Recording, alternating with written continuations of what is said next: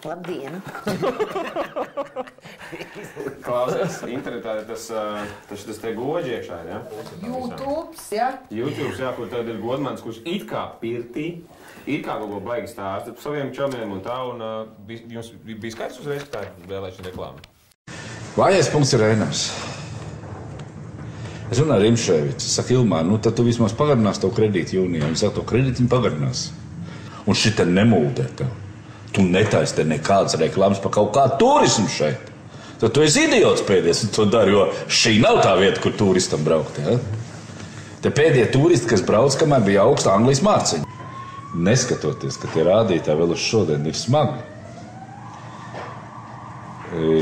Tomēr es domāju, ka 10. gada pirmais kvartāls būs pirmais jau virs nulles augšējais gājiens.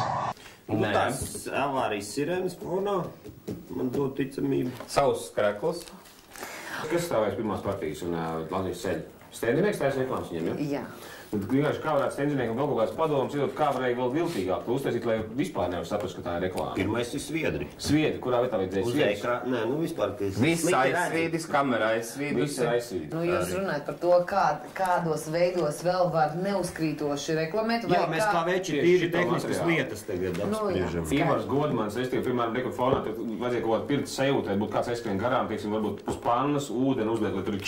Un ziko, uzliek kreito dziesmu 4 meitenes kailas peldēties briedi. Es nezinu, es matu vairāk lietotu. Šis Žirinovskis arī bija pirtīgi labs viens. Bet tas jau mēs uz tā ir uzbūvēts. Tā fiša. Tā pirts ir tā, apmēram. Jā. Kad lamāšanās? Kur viņš labāja arābus pirtī. Viņš ritīgi lamāja pēra arābus, visu matu deva, nu tā par ritīgiem. Urprāt! Jā, un tur ir redzēja, ka tā tiešām ir 15, ka tas nav konstruēts. Nu, atšķirībā no Ivara, kur tiešām viss ir ritīgi tā sakonstruēts un sadarīts un tā. Kā bija doma konkurss par to Ivaru uztaisīt? Noskaidrosim to, kurā pirtī tas it kā varēja notikties. Kurā pirtī tas tika filmēts. Kurš atpazīst to vietu? Jā.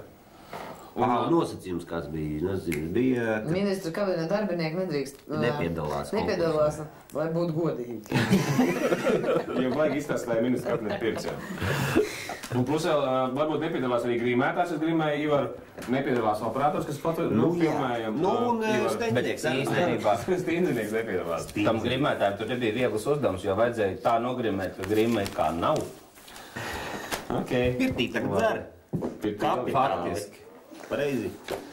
Klausties, nu vajag... Guļdrēbēs. Pēc tam. Kā varam Aldi tā pieredze. Nu, labi.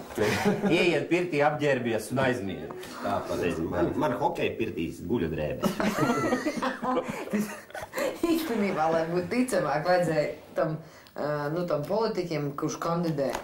Vispirms vajag čomiem spēlēt hokeju. Hokeju. Nu, tad pēc tam iet pirtī. Pēc tam iedzert, pēc tam aizmet te visām drēbēm. Un tad pamostīs, un tad sākt runāt. Tad sākt runāt, jā. Es, piemēram, uzskatu, ka Vinets Veldre... Es prasīju tev uzskatu.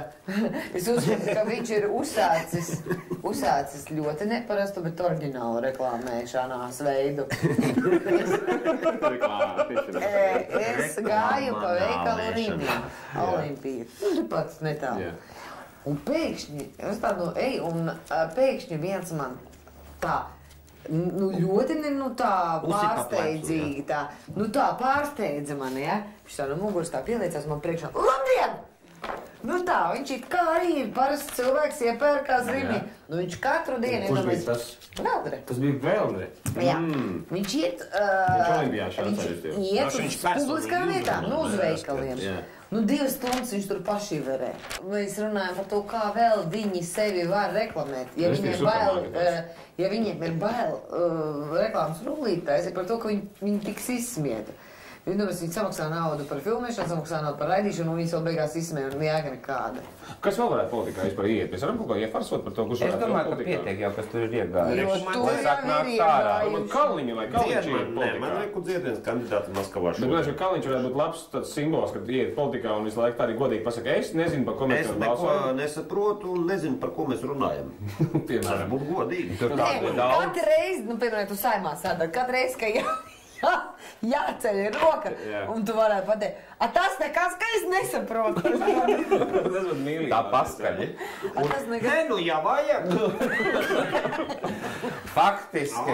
Kāds varētu būt vēl viens jautājums par to, ka ja visi skaļi runāt par to, ka kaut kas ir salabēts, kaut kam kaut kas ir samaksāts par to, lai tā nobalso, un tur ir skaļi tā prasīt, klausieties, kurš par ko te tagad saņem, kuram ko maksā tagad? Tā jau tik tieši. Es redzu, es iesāktu dienu tā, ietu un pirmkārt noskaidro, kurš kuru lobē. Jā. Es nezinu, kas lobē. Bet tas man ir jāzina jebkurā gadījumā. Zini, kas Kalniņš būtu? Tu šausmīgi ātri kļūtu par neatkarīgo deputātu.